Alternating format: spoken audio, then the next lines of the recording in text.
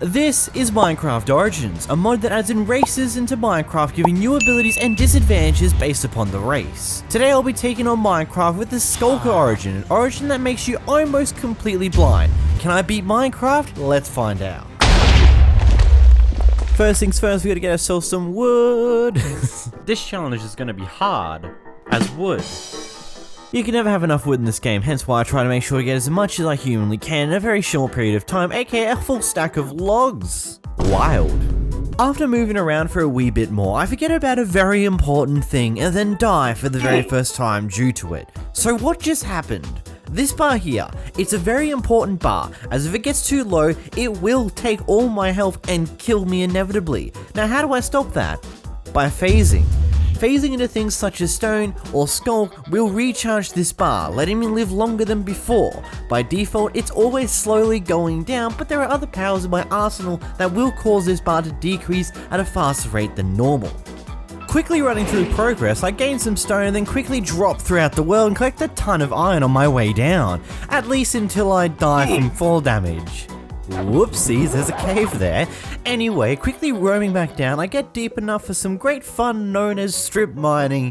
Burning through around an hour of my time, I end up collecting a handful of diamonds for some use and some tools. Bingo bango bongo, we get ourselves some diamonds. I really don't see any maximum use for diamonds because my armor will degrade durability over time when I'm wearing it. So I don't know if it's particularly worth getting more than just a few tools and bits and pieces along those lines, you know? Anyhow, I head back up to the surface, grab some water and go on to the hunt for some lava. After a bit of hunting, I come across a big spot of lava. I water the lava, then I collect it and hastily go back to spawn by using a kill command on myself. Don't ask questions you don't need the answers to.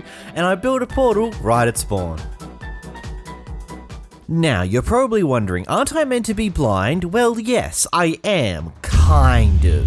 There are two parts of this entire blindness thing to this origin. The first one can be disabled. This part gives you a filter that takes almost all the color out of the game, pretty much giving you next to no vision aside from the outlines of the blocks. Unfortunately, I can't remove this filter in things such as the replay mods, and this filter pretty much ruins any of the footage I create with this filter, as it makes it almost unwatchable. So for the sake of this challenge, it is currently turned off. But don't worry, there is still a second part to this blindness, and in my opinion is by far the most impactful.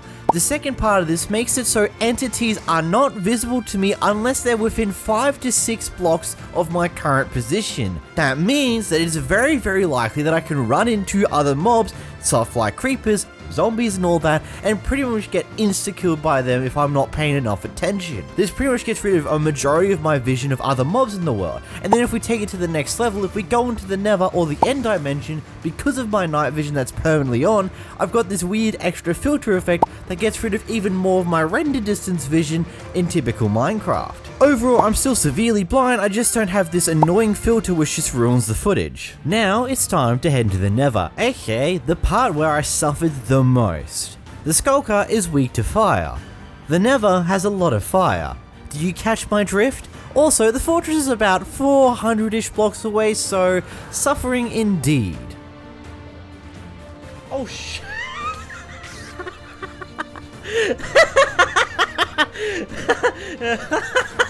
The wall ends there.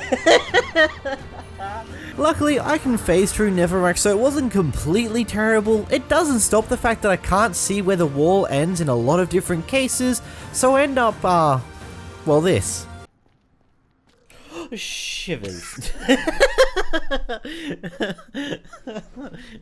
This kind of repeated itself many times over, despite the fact that I would take a different path every single time. I would continuously die trying to get to the Nether fortress. After a while of doing the very definition of insanity, I would finally find my way to a Nether fortress and would somehow luckily get on the side where a blaze spawner currently was. I do try to kill some of these blazes, get one of the blaze rods, and then die pretty quickly afterwards. You kidding me?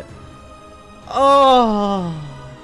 And apparently this wasn't enough suffering for everybody because I forgot the journey of getting there. Luckily enough for me, eventually I would come across another fortress that was roughly around the same distance, but had an easier path to actually get there in the first place. So after dying a few more times, I would eventually kill enough blazes in order to get the blaze rods. The bonus fact though, with all those journeys, I would kill pretty much every enderman I came across and would also complete that collection too shortly after getting the blazes. Did you know I can transform between 2 different forms? Yeah, I have a smaller form which I've used for a majority of this run because it's a pretty fast form that moves very quickly, but I have far less hearts, about 6 hearts instead of the normal 10, but I also need to be around mushrooms in order to regenerate hunger. I also have a 3-block tall form that is far more tanky, having 14 hearts, can convert my current XP levels in order to reconsume hunger, but it can barely move with no ability to jump and barely any ability to move around in general. I have more range with melee damage and also do a lot more melee damage compared to before, as well as a sonic boom, but I didn't even use it in this run, so null and void really. Once I get back into the overworld, I start my journey to the stronghold, breaking 2 of the 14 eyes I made in the process, which is lucky because I needed the other 12 for the portal, unfortunately. Man, I'm so glad only 2 broken here. That would have been a bit... okay. You can go through all of the videos I've done in this style, and I swear, every single time I get probably the worst possible spawns you can get, where it's either 1, maybe 2 eyes, if not none. I never get any eyes. Now, it is time to take on the Ender Dragon.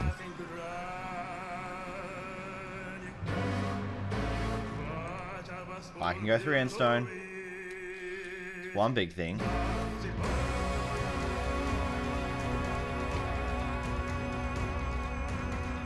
Oh, look at me. I can phase through obsidian.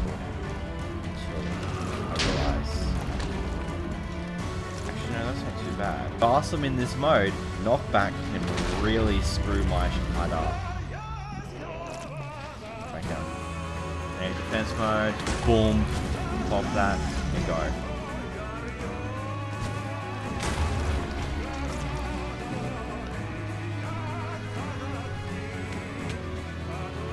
That's what I mean. He can knock me out of this tower. Granted, I can easily run right back into it and ignore whatever he tries to do. But that's gonna happen. Okay. Defense mode. Bop. Back out and go. Wait, there he is. Saw him for a brief moment. Woo! He was close to nicking us in the tower. Woo! Underneath us he goes. To function in regular play.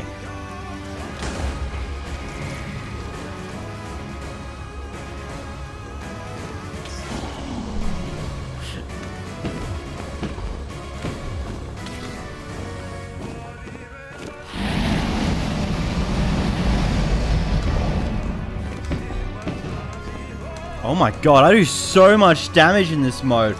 What the actual hell was that damage output?